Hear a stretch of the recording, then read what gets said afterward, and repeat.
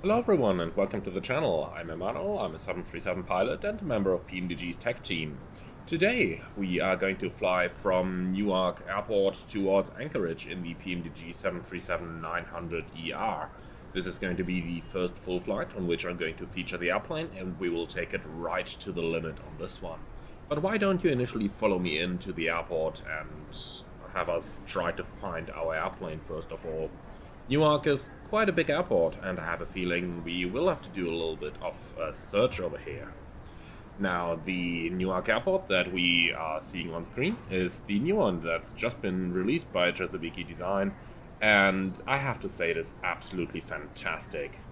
To be totally transparent, Chesapeake has given me a copy of the airport, so I have been provided this one for free, but just make your own picture of everything that's going on over here. And you are quickly going to notice why I'm saying what I'm saying. Alright, before we can start heading to the airplane, we quickly need to check in some luggage.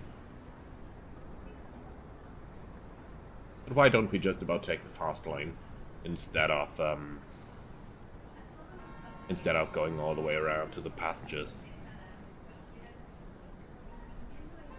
Oh, our luggage is dropped. And even though this being United Airlines, I hope they will still actually let us on the flights and not pull us out again. But why don't we just head over to security control and pass the security checks.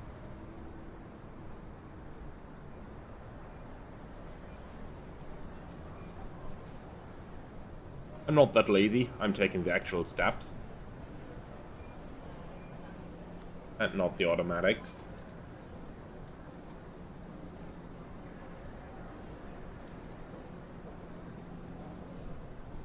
Okay, this looks like the security control. But those people are all rather busy over there, so why don't we just about head up front?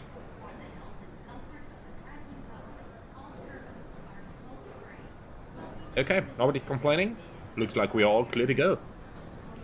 And we can see the first signs of our beauty right over there. It looks like they are still refueling the plane, and there is actually still some cleaning connected on the front there. So let's take the time and head over to the launch, shall we? In the launch we can then discuss our flight plan and everything that we do plan to do for today.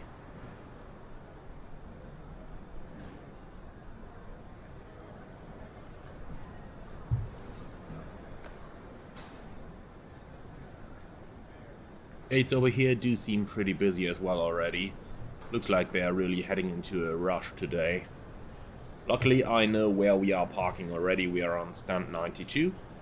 And luckily there is a lovely lounge just in front of it, so let's head over there. And when we reach the lounge we are going to discuss a couple of the details of our flight.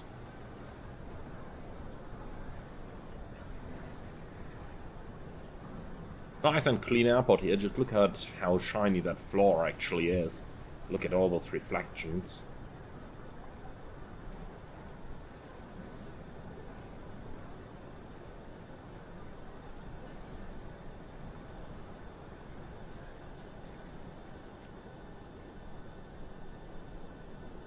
Duty-free selection.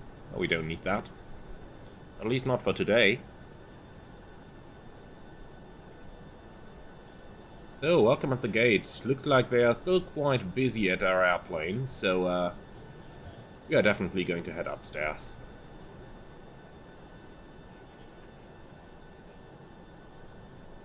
Anybody want to carry coffee with us?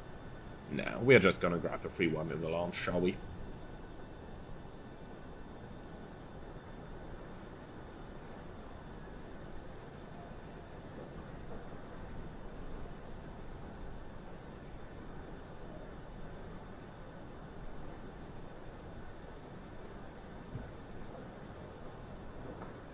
This looks like where we want to go. Right, hello there.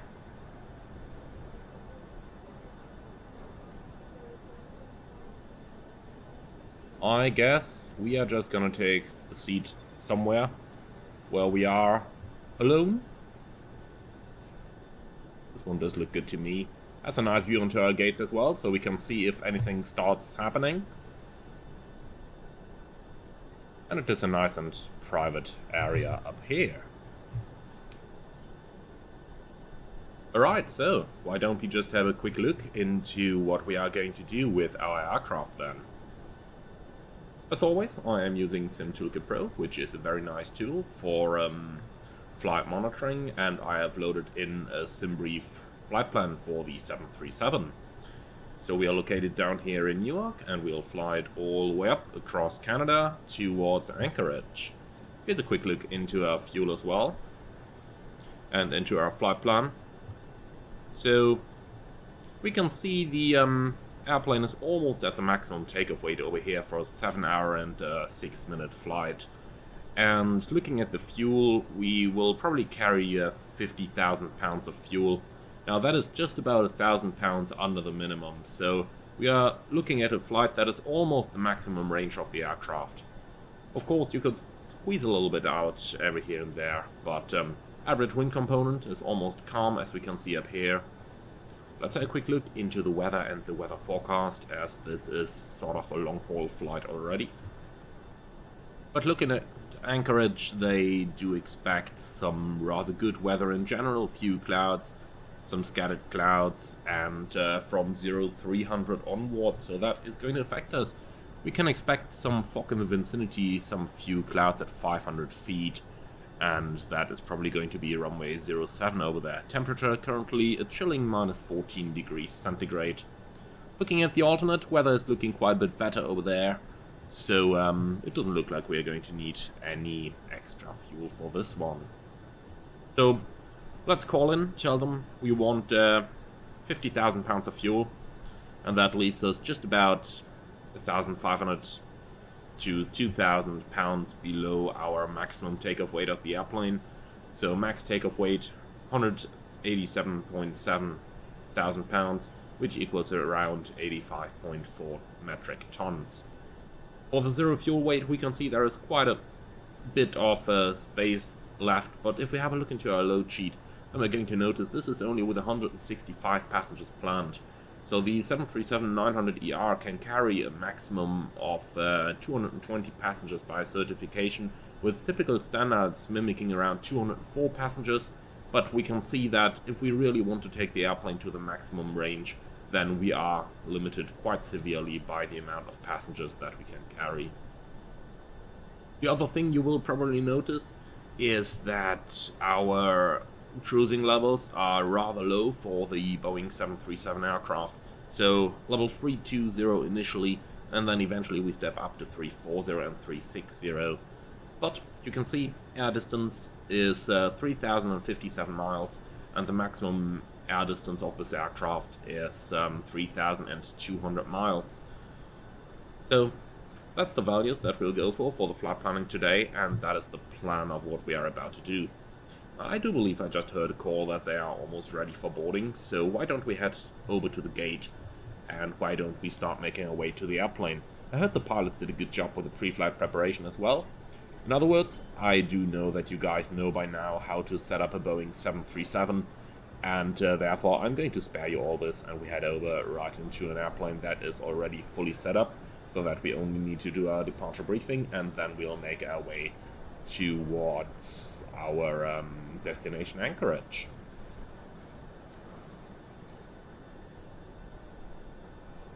This, by the way, is an absolutely lovely terminal interior modeling. I absolutely have to give this to the developers. Once again, we are using Chesapeake Designs, and my apologies for the pronunciation, Newark Airport over here, and this is absolutely stunning in terms of the terminal interior models. Hey. Here we are, still loading up our airplane, but I do have a feeling that we will be ready very, very soon.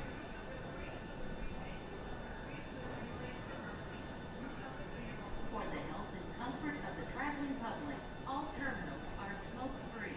Smoking is permitted at designated curbside areas.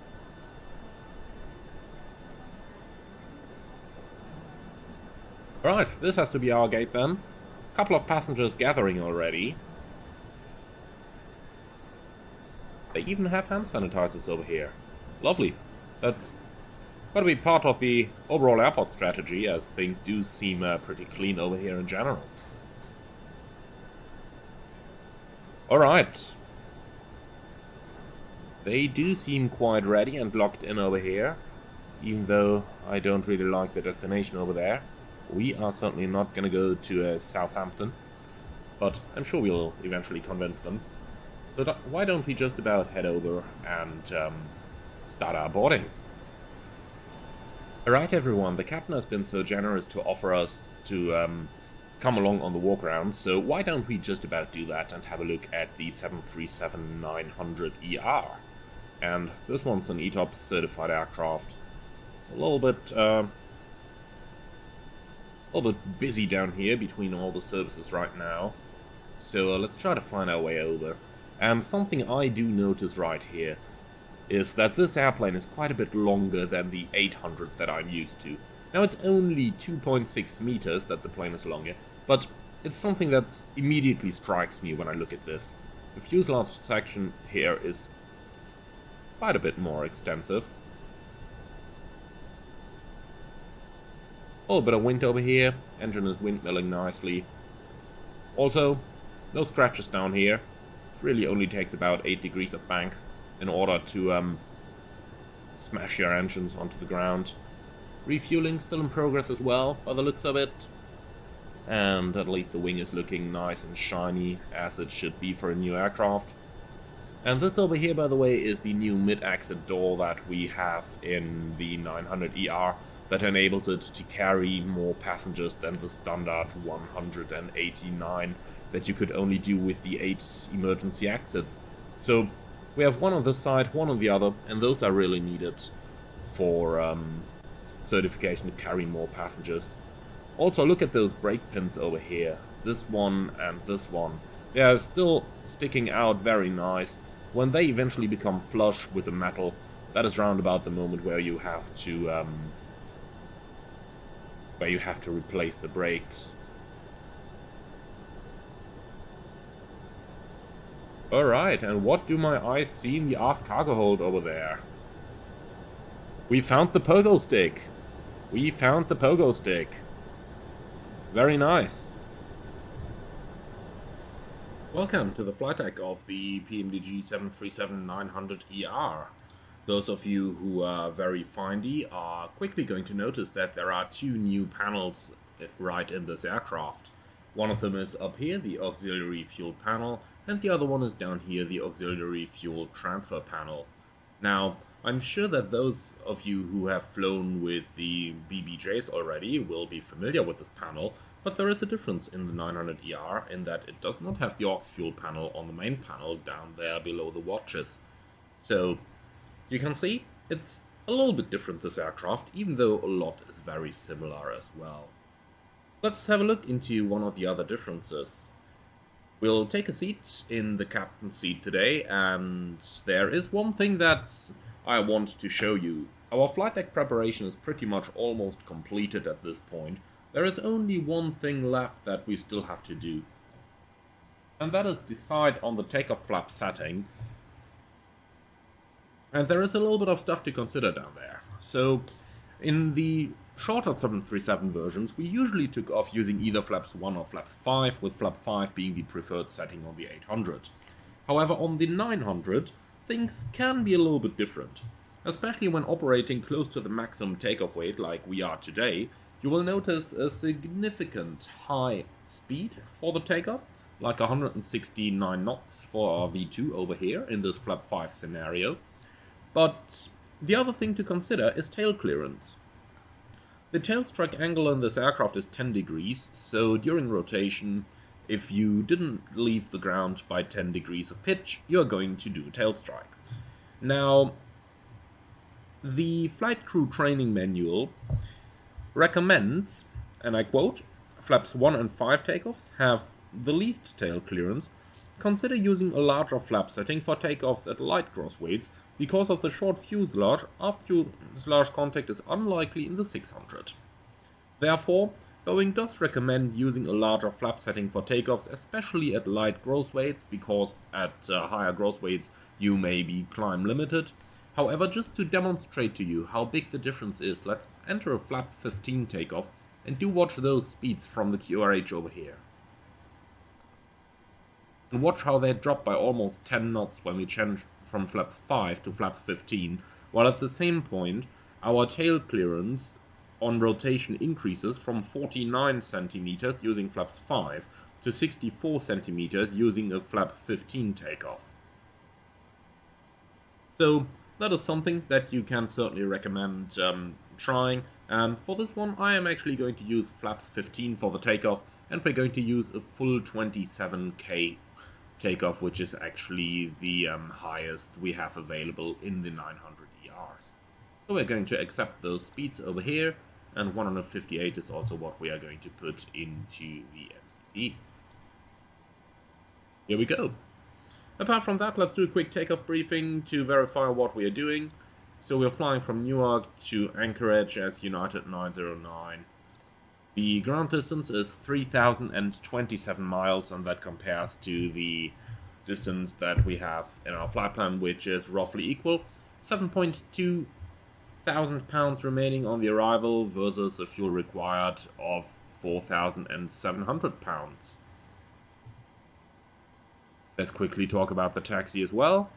So we are parking on gate number 92 up here. That is just down here. Push back with the nose to the left-hand side, facing up here. Then we're going to taxi via Romeo Hotel, Alpha, Kilo, Sierra.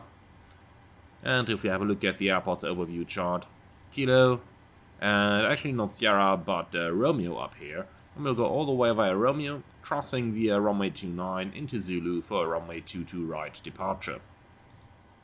The Newark 4 departure is what we're going to do today. Transition altitude 18,000, which does check with the FMC. And if we have a look into the rest of the departure, it is actually mostly a radar vectored departure. So top altitude will be assigned by ATC. However, it says down here, takeoff runway 22 right, climbing left turn heading 190. So looking in here, we go on the runway heading till 420, then heading 190 until 2.3 DME from ILS Quebec, and then climbing right turn heading 220, maintain 2,500 feet. So that's our plan for the day. This is going to be all hand flown initially, and we can enter the 2,500 as a VNAV altitude restriction in here as well.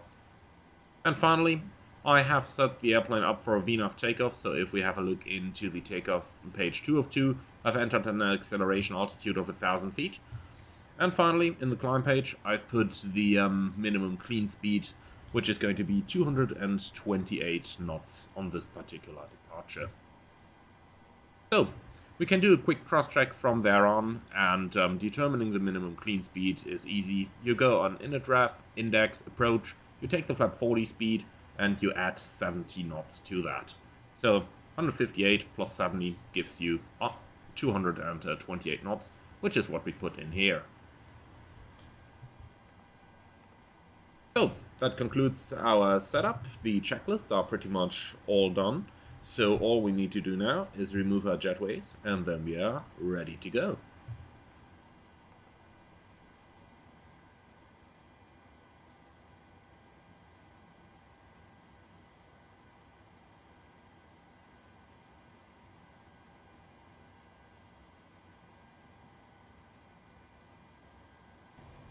Okay, our engine start is completed. Let's go ahead and carry out the remaining procedures.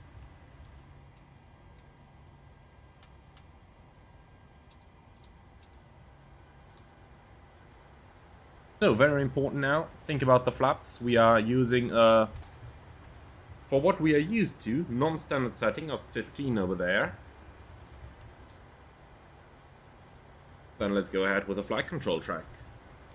Up, down, neutral, left, right, neutral, and the rudders. Left, right, neutral, before taxi checklist. Generators on, APU off, start switches continuous, throw beat on, anti-ice off, air conditioning, PAX auto, bleeds on, isolation off, auto. Flaps, 15 required, 15 selected, and the green light. Step trim is 5.9 units required and set, start levers idle 10, flight controls checked, Recall checked, before taxi checklist complete.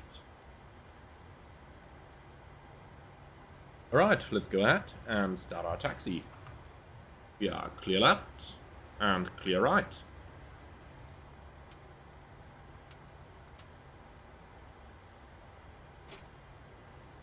Config check.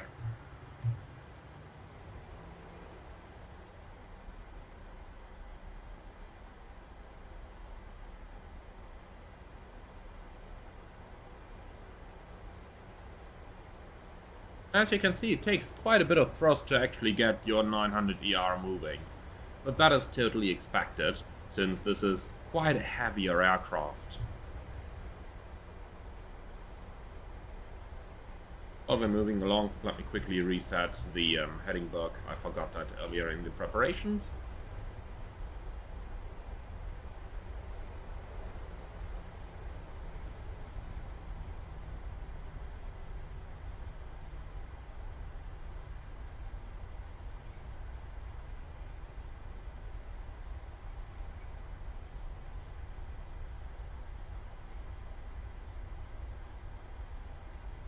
So that's Romeo Hotel as we briefed it, and then we're gonna go right onto Alpha.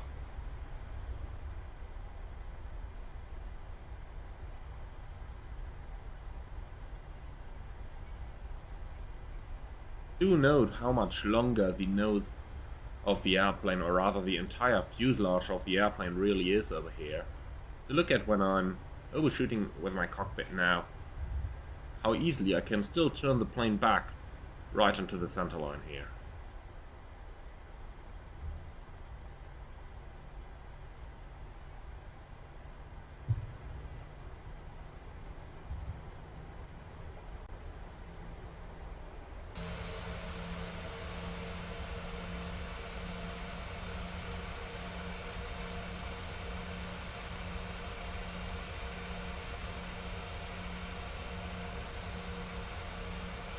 It's wonderful how long this airplane is, isn't it?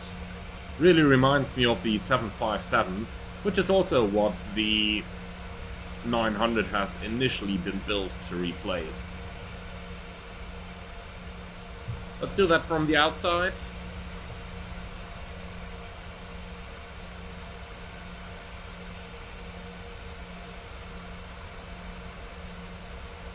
See how much you have to overturn your flight deck in order to get your airplane to move more or less right on the spot. And here we are. Not perfectly aligned yet. I could have overshot a little bit more even with my flight deck, but that is exactly what I meant earlier on.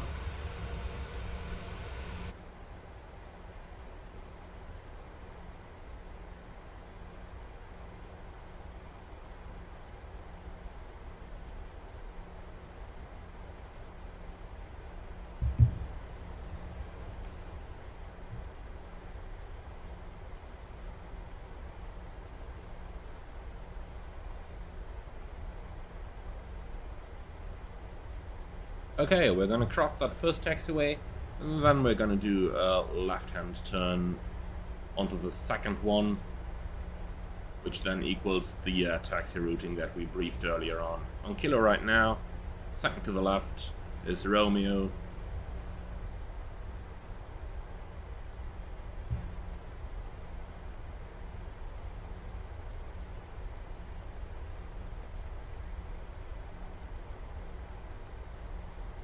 Cutting the corner a little bit here, but plenty of space on this taxiway.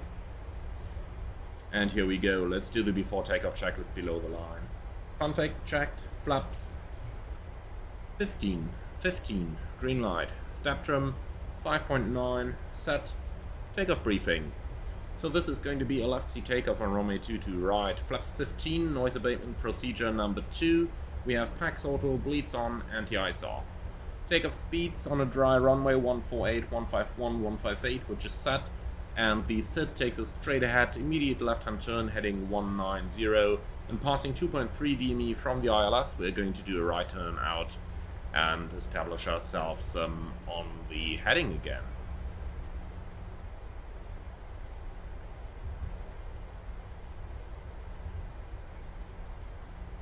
Okay, climbing 2,500 feet, and the MSA in the area is rather low, so 3,000 feet is going to keep us safe in case we have any emergencies. Any questions on the departure briefing? No questions, very good.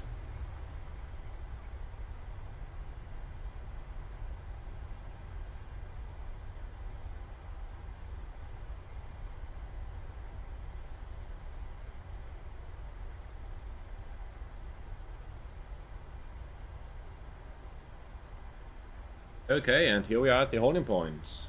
Are you ready for departure? So am I.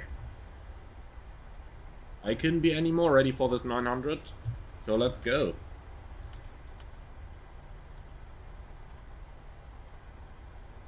ANAV and VNAV armed. Before takeoff checklist below the line. MCP set, transponder, TARA, strobe lights on, landing lights on. Before takeoff checklist complete. Oh, that's our departure runway up there. But be careful not to accidentally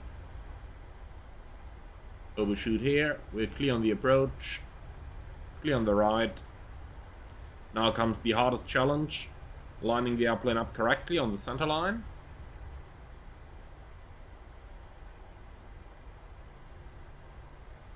Longer body length really makes a difference here. But I would say this lineup is okay. So let's start our timing. And then we are ready to go.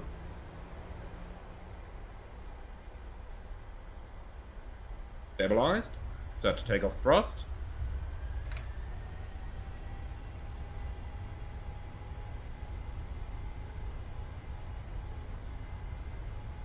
Takeoff thrust set, indications normal. Checked.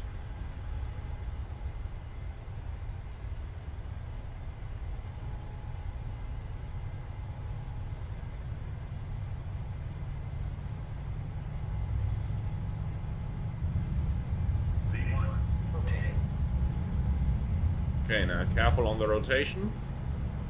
Don't tail strike it. But we're flying. You're up.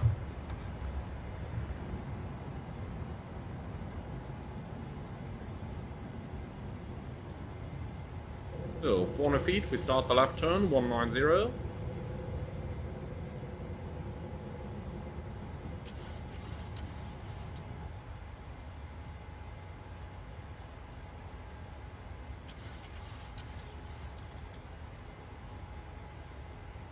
And turn immediately right again. 220 heading, flaps 5.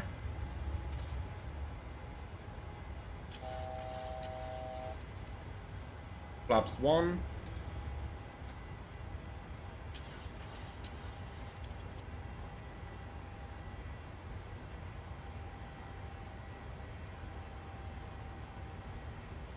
And flaps up.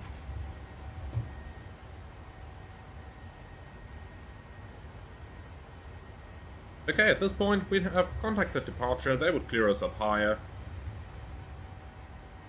So let's go ahead. Climb level 100.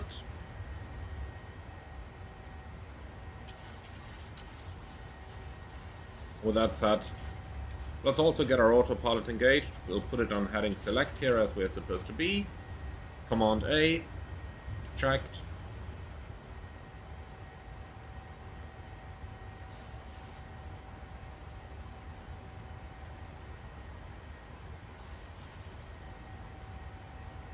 And we have flaps up, no lights.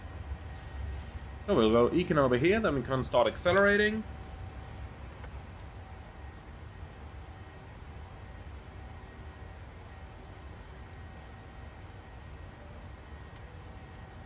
Cabin crew can be released as well after takeoff checklist. We have 1.8, slightly climbing, and set. Altimeters to go after takeoff checklist complete.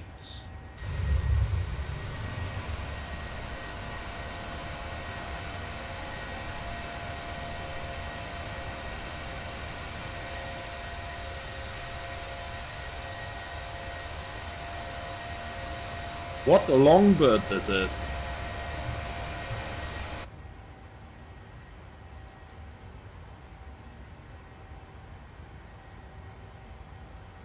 Alright then, let's help ourselves with a little direct towards the north over here, so that we get clear of the New York City area.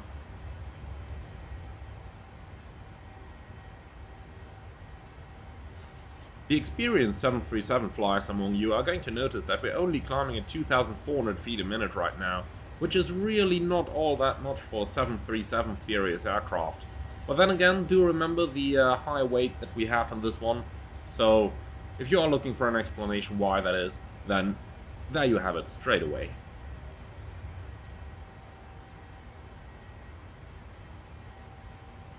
So this is the part where we will be redirected from air traffic control. Eventually they're going to send us direct to any of those waypoints, and then we will continue along our route in LNAV. Of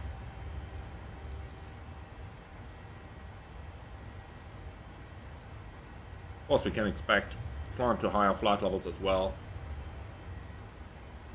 And actually we can go straight away all the way to our cruise level, which is going to be 320.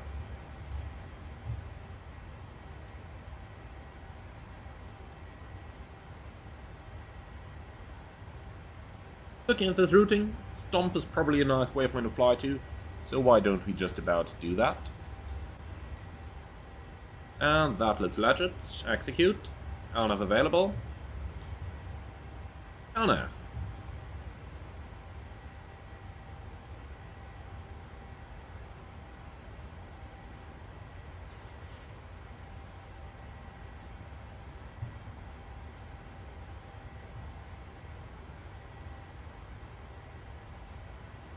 Altimeters, passing 100, climbing 320, 10 checks. So, fuel is balanced, and now we have to check not only for 6 pumps on, but we also have to check for our transfer pumps up here being all in automatic for the auxiliary fuel system to work.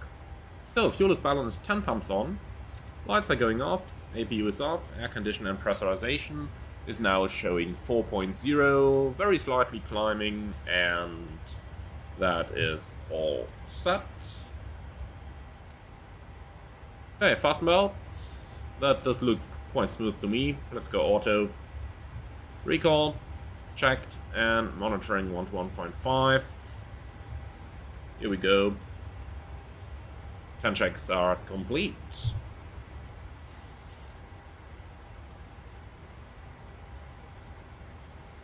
Looks like we're encountering a little bit of turbulence right here.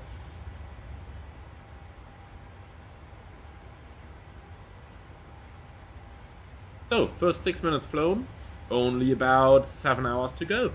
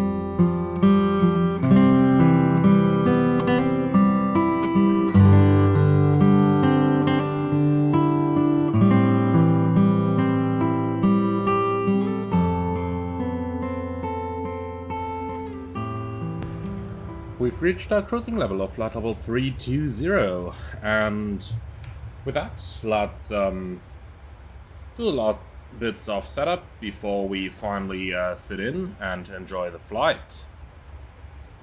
So, something we surely have to have a look at in the 900 is our cruising levels. So as we are cruising for a very long time now, 22-23 is going to be our top of descent, so that's in like 6 hours from now. So as we have a cruise for a very long time, we do need to take care of our step climbs. We also need to be aware that the fuel prediction down here, and the same goes for the fuel prediction on the progress page, does not take any of those step climbs into account. So let's imagine we did the following. Let's enter flight level 340 in the step predictions over here, and only now the fuel prediction is being adjusted and says with the step, expect to have that much fuel over at your over at your destination. Now, we do want to take into account some little bit further step climbs though, so we do expect to go to 360 later as well. So what you can do is, for example, to enter the average, let's say level 350, and then the thing is going to recalculate.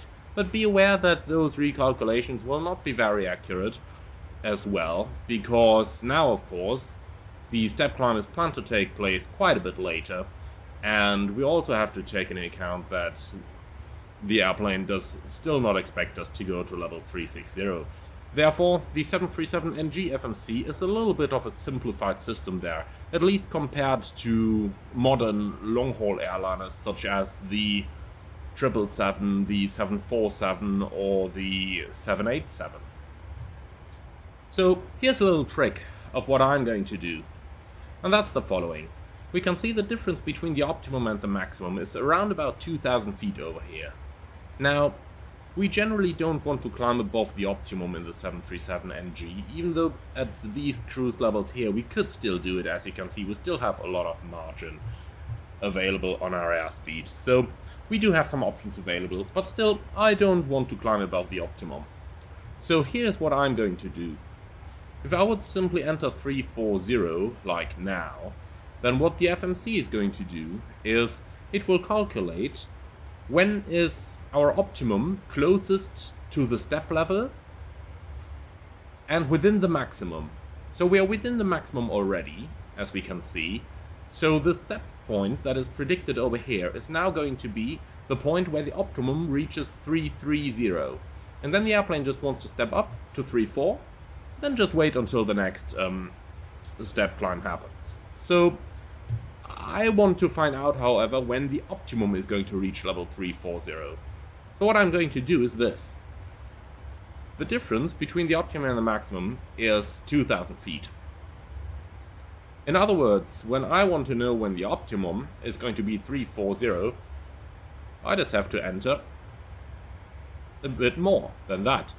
Now, the airplane will start its step climb as soon as we are around about within approximately half the difference. That means that when the optimum is about level 340 actually, our maximum is going to be 360. And if we think ahead, that is exactly going to be the point where the airplane will try to start its climb. So if I now enter half the level, let's say 350, then that is roughly, not exactly, but roughly where my optimum is going to start getting towards flight level 340. So that does result in a not so accurate fuel prediction, at least when you're really flying those long sectors like we are right now. However, it does provide you a little bit more accurate step point, and I am totally happy to accept that, because the calculations we get up here aren't all that accurate anyway. Therefore, what we have to do, we cross-check the fuel we have at the given waypoint with our operational flight plan. So let's go ahead and do exactly that. We're going to use Sim Toolkit Pro for this, and we are just about to overfly the waypoint Farben. So if we have a look into Sim Toolkit and we scroll down all the way to Farben, which we have up here, we're supposed to be in the air for 31 minutes, and we are actually in the air for 27 minutes now. Supposed to have 43.7 tons of fuel. We have 44.3, so we saved a tiny bit, and we should have used 6,000 pounds of fuel. So let's just have a look at the fuel that we used, and as we can see, we are there with a little bit less fuel usage. So we've used about 5.8 thousand pounds, which means that we did save a little bit, and therefore our fuel check is quite good. And that is our primary way of how we cross-check that we actually have sufficient fuel on board for our flight, since the FMC predictions as set aren't entirely accurate. However, what we definitely want to do is to request our cruise winds. That is going to make the overall predictions a little bit more accurate, but still within the given limitations. You can already go ahead and do the same for the descent later on, so the earlier you prepare on a long sector, the earlier you will have data available for your flight as well. So, uplink ready, let's get that in. Here we go, thank you very much. Now it says ETA 2300, so that is, still a little bit in the future. There is one more thing in the 900ER that we should be familiar with, and that is the way that the auxiliary fuel system works. So if any of you has done some mathematics, then you will probably have figured out that if you add all of this together, you are not really going to reach the total value you have down here. And the reason for that is that the auxiliary fuel system is included in the totalizer, but over here you only see the main tanks, so the wing tanks, and then you have your center tank. That means the auxiliary fuel is not included in the separate fuel quantity readings up here, but it is included in the totalizer. So the way this works in the 737NG, that includes all the BBJ models and the 900ER, is that the aircraft is initially going to use fuel from the center tanks until the center tank value has reached a certain number. And only when that number is reached, the airplane will start using the auxiliary fuel. So if you monitor your fuel gauge throughout a long flight like this, then you will notice that eventually at some point it looks like the airplane stops using fuel because the three numbers up here are no longer going to change. And that is the moment when it is using the auxiliary fuel. And only once the auxiliary fuel is used up, it will then eventually start using up fuel from up here. As said, the totalizer is always going to show you the correct indication as long as the system works correctly. So do keep that in mind, and don't be surprised if the values from your main tanks and the center tanks added up don't give you the total fuel quantity. The FMC, again, also has the correct quantity in there, but do note, by the way, how the fuel quantity indication in the FMC right now is reading 44.2, while you only have 44.0 on the fuel quantity indication system. And that is the difference that can very well occur in the real airplane, because the numbers are all coming from different sensors in your aircraft. So the fuel quantity indication system can be inaccurate up to 2.5% of the amount of fuel contained in the tanks, and you will note that as you fly along.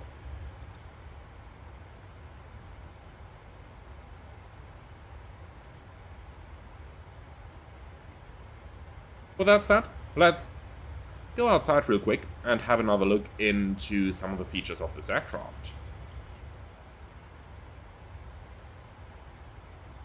One thing I quickly want to have a look at is the different views that we do have included in the 737-900. And I'm just going to scribble through those without actually commenting too much, so just build up your own image and enjoy the flight as we go along.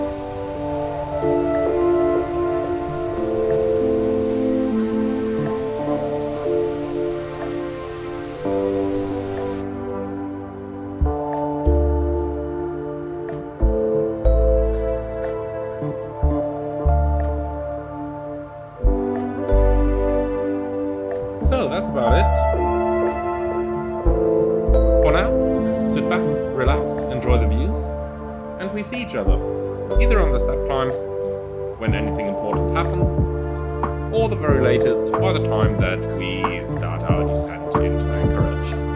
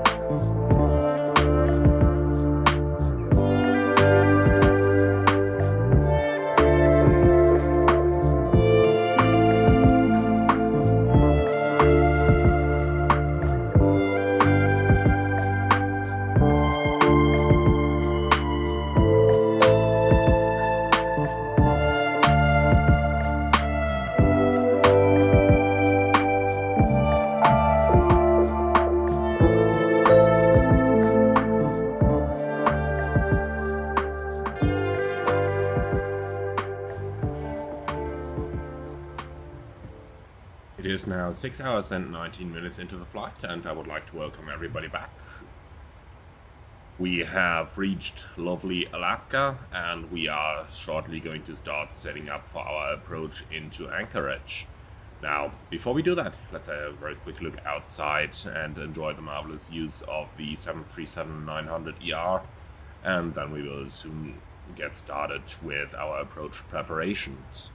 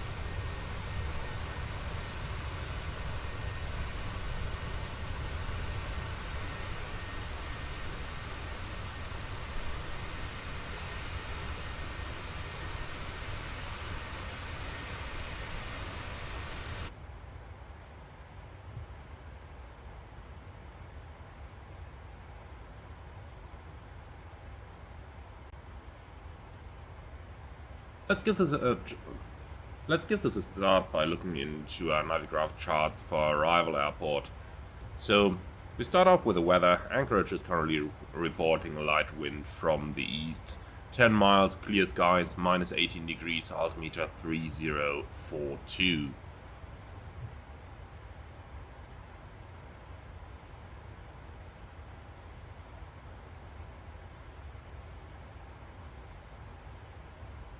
We can start by presetting our altimeters, and it is slowly getting a little bit dark outside, especially with all the white terrain, so let's also put on some lights.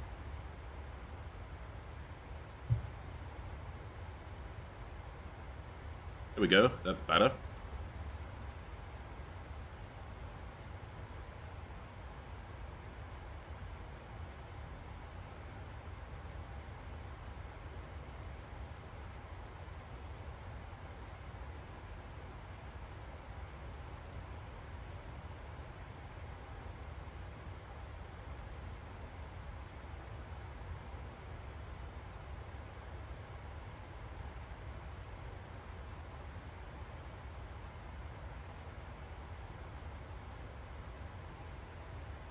So as we can see, our destination Anchorage has two main runways here, which are 07 right and 07 left. We're going to be landing on 07 right today, and this is the arrival we are following. The Throttle for arrival with the transition from Golkana VOR. So, following down that procedure, we will intercept the ILS approach runway 07 right today, and finally navigate the runway somewhere over here at the end, and we'll taxi to the main terminals. So let's also get some charts for those. And this should be pretty much all we are going to need today. In the box, ILS 07 right is in already.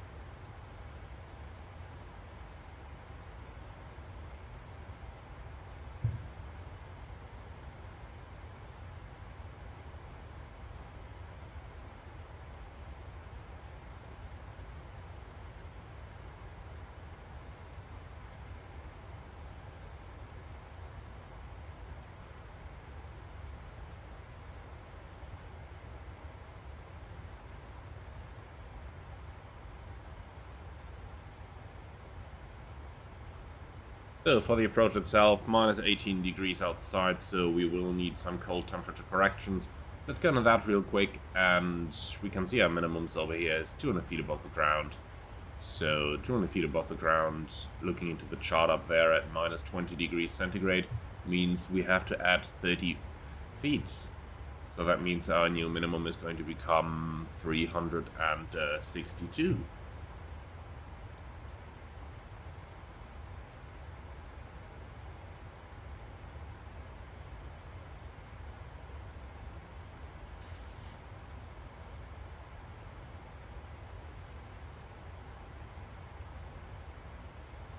And here we go, 362. MSA-wise, we are coming in from over the water, so it's 1,800 according to the chart, which means doing a quick temperature correction there, 1,800. We have to add 280 to that, as we can see in the chart up there.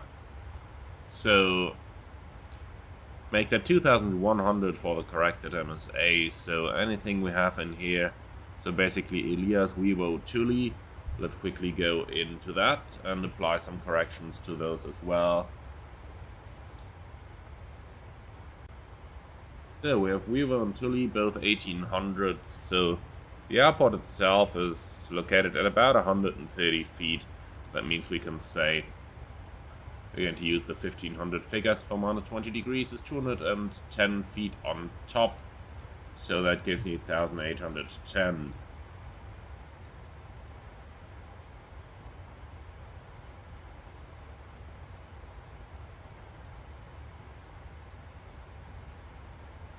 Okay, so quick check of our arrival. We're coming in from Gorkana VOR.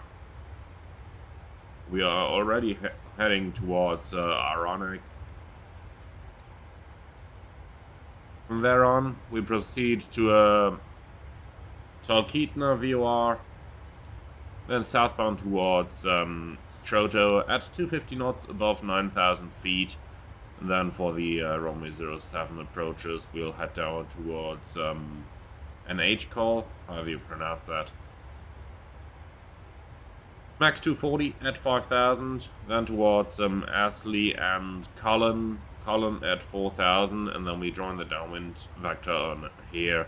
And chances are we will get some vectoring from air traffic control. So, try and look into the ILS then.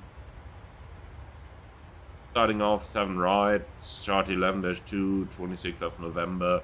Frequency is 111.3, course is 074. Minimum is corrected to become 362, which we have selected as well. Okay, so for the missed approach then, let's have a look into this. Climb to 600, then climbing right turn of 3000 on heading 230. So we go to 600 on the runway heading, then heading 230. And outbound on Anchorage VOR radial 210 towards JUCAP. So we have 210 in here and mounted JUCAP. Climbing to 3000. And that part is in the 1800 MSA sector. So we don't need to correct the 3000, we can go with those. Apart from that, 250 below 10,000, forecast page is filled in, fixed range runway 07 right, 10 miles, 4 miles. And if we quickly talk about the threats for the arrival, tail strike is a bit of a problem since we have an aircraft that has only 8 degrees of pitch attitude in order to achieve a tail strike.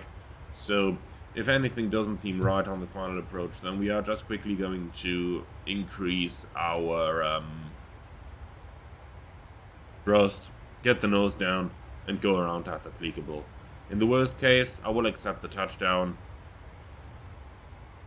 of the main wheels in order to avoid a tail strike. So let's determine the landing flap settings then. We are going to burn 1.7 up here, giving us a landing weight of 144.6.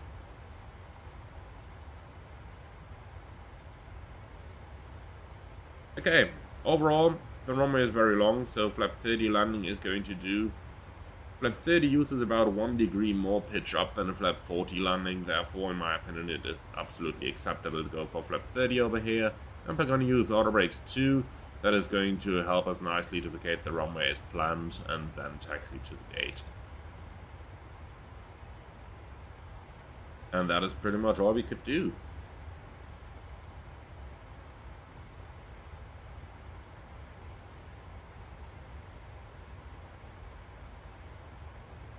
Stemper altimeter is preset as well, and that is all our preparation completed.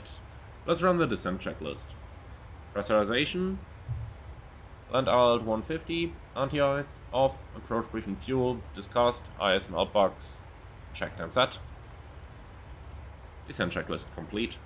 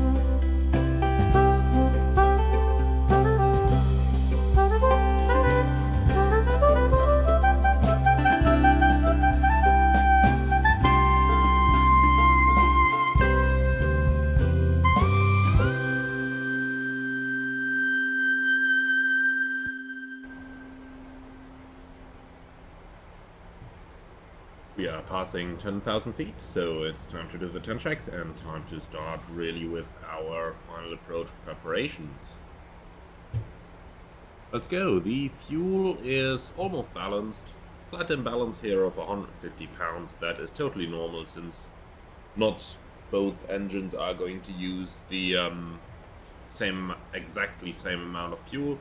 So slight differences in the engines means slightly different usage of the fuel. And we do see this replicated down here. So fuel is balanced with 4 pumps on, the lights are going on, angle of banks at 25, air condition and pressurization is 2.4, descending, set, fasten belts on, recall, checked, and 1.5 can be deselected. That's the 10 checks complete, and with that we are pretty much ready for the approach.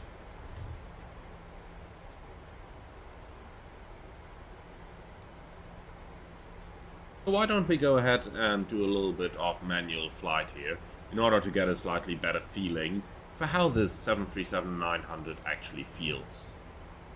But just prior to that, I just have to have a quick look outside, because I do find these winter sceneries here so amazing in this simulator.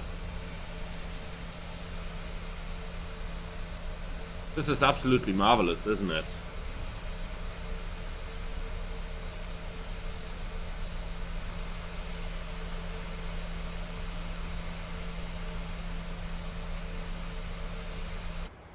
Alright, but now back into the flight deck.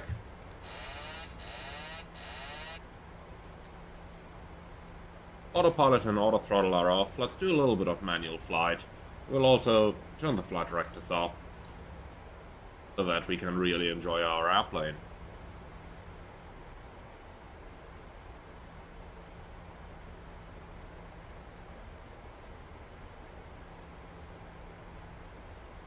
In terms of descent performance, you will probably have noticed that the 900 is not as slippery as the 800 is. So the 800 is the worst, if we can call it like this, in the 737NG family.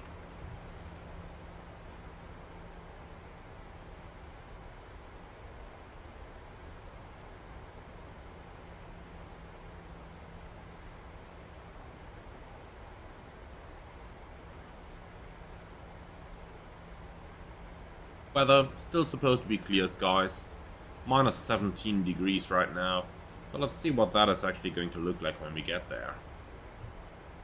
And we just started to receive the ILS identifier, so let's do a quick frisk check as well.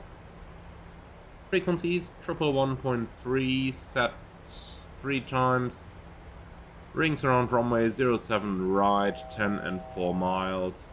Addons, we have ILS Anchorage and ILS Anchorage, standby instruments, set, and the course is 074. Approach checklist, please.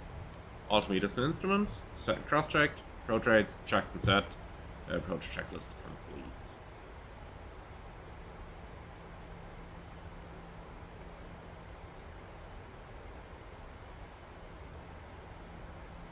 So 240 is going to be our next speed restriction.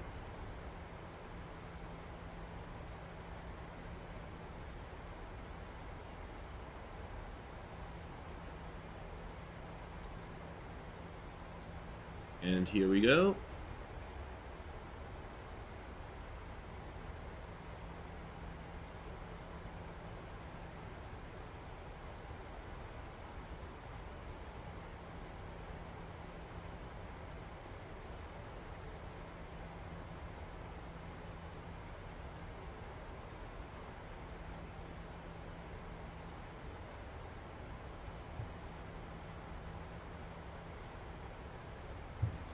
So let's take that little shortcut that we briefed earlier on.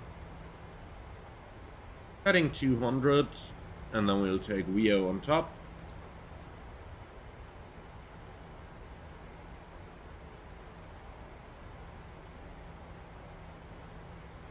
With an extended center line. And time to start slowing our airplane down. Be aware there are quite some huge speed differences in the 900ER when you are departing almost at the maximum takeoff weight of about 85 tons, but at a decent passenger load like we have right now, 167 and 2 tons of cargo, so that is really not all that much, and we can see how the speeds are quite a bit slower right now than they were on our departure. So remember, we had a minimum clean speed of something like 228 knots on the way out, and now it's down to 209, so that is quite a huge difference there.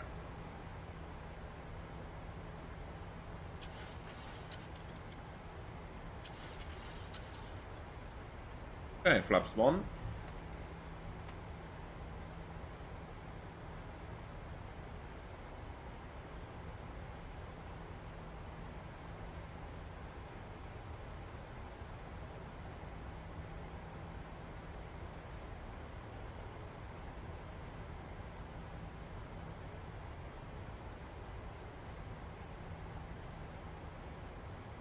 And flaps 5.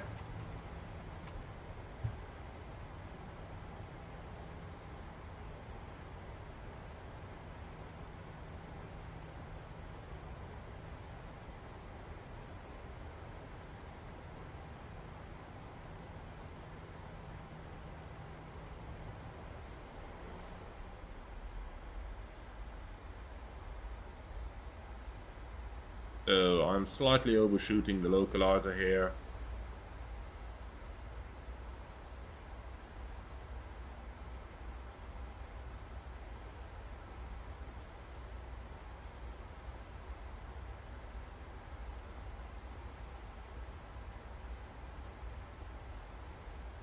Okay, runway heading 074 set.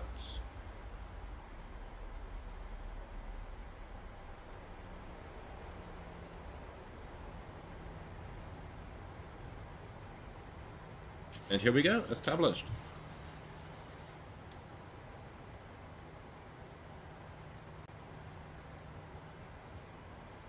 You can start seeing some of the approach lights over there, but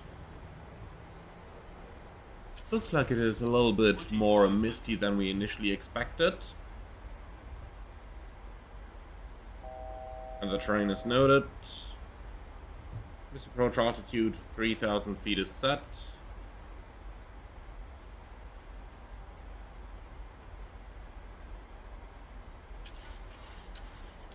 Kevin should be seated for landing by now. Landing clearance probably also received already.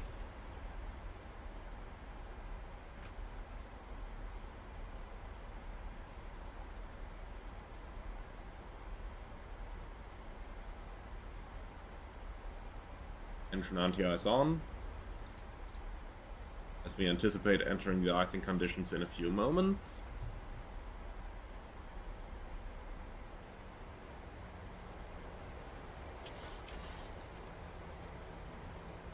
Okay, gear down, flaps 15.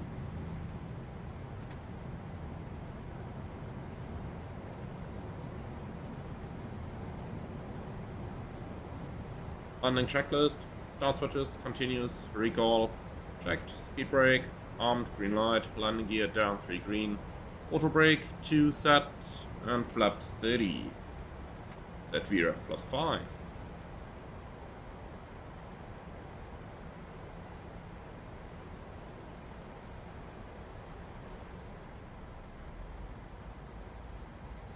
So, flaps 30, 30, green light, landing lights on, landing checklist completed, crew seated, clear to land.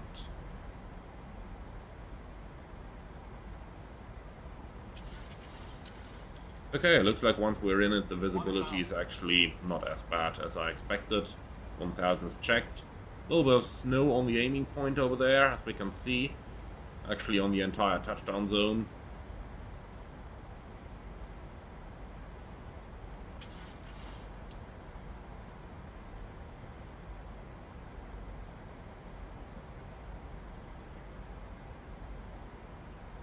I do very much like how the speed is controllable in the 900ER.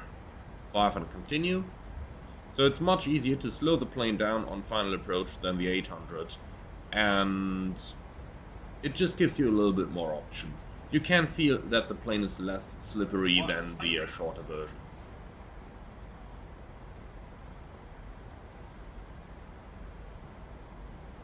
Minimums. Continue.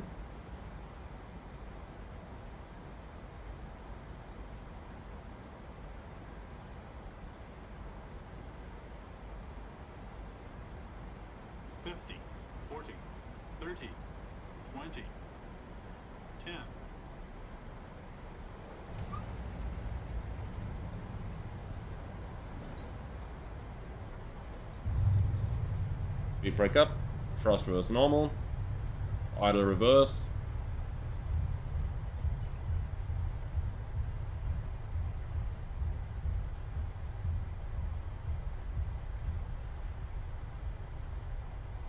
$80 knots,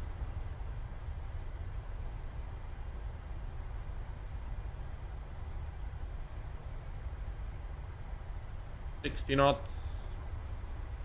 And look at that, we are actually picking up a little bit of ice, as we can see the wiper icing up over there.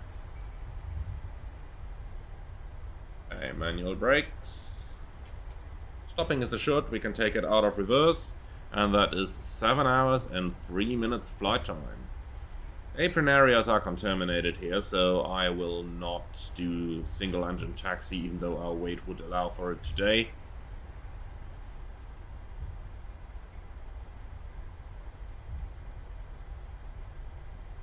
So this up here, the wiper picking up some ice, that is really your indication that your airplane has picked up some ice on the wings as well.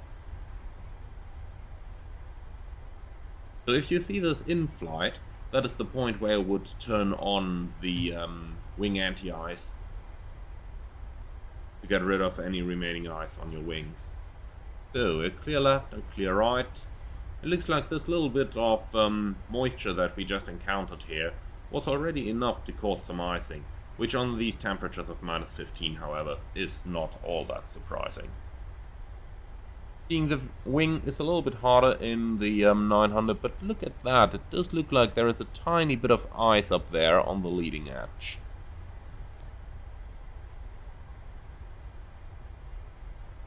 In other words, with icing suspected, let's only bring the flaps back to the 15 position and not retract them fully.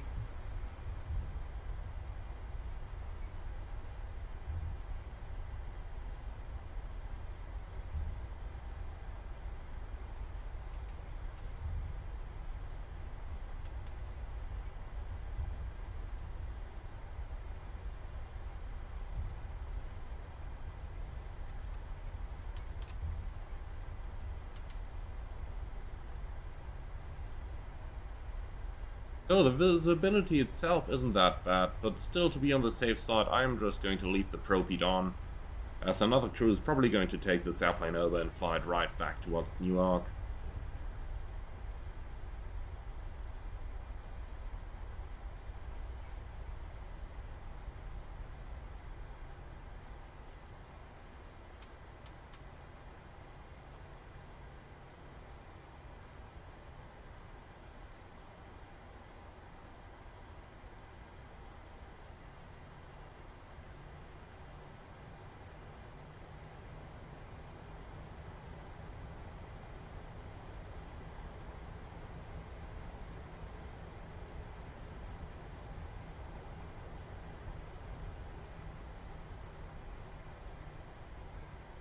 A little bit of thrust needed there, in order to make sure the airplane doesn't stop all by itself.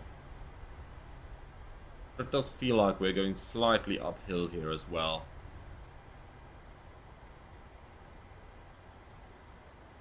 Hey, looks like the guy down there can't be bothered to marshal us, and we just have to do it all ourselves. Okay, park and brake set. And we have 2 blue, 1 red, and that's the engine's dead.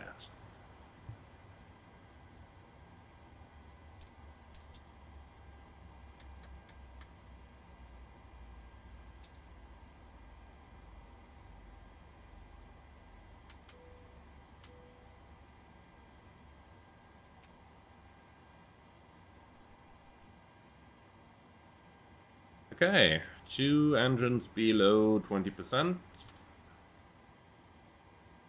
Cabin crew doors to manual electrons check. Pattern checklists.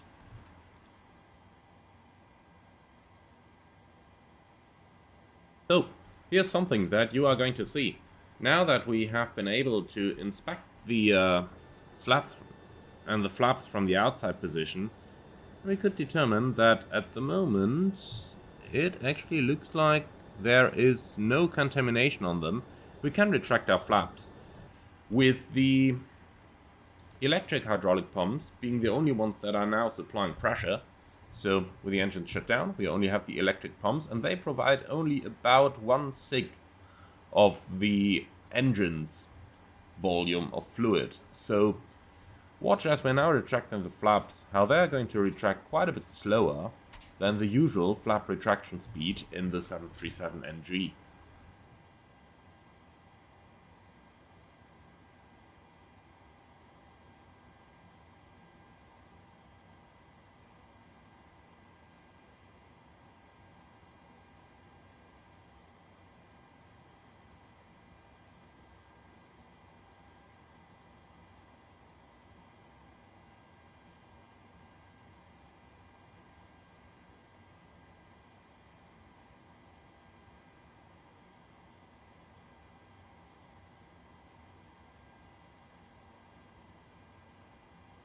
And this is really taking its time now.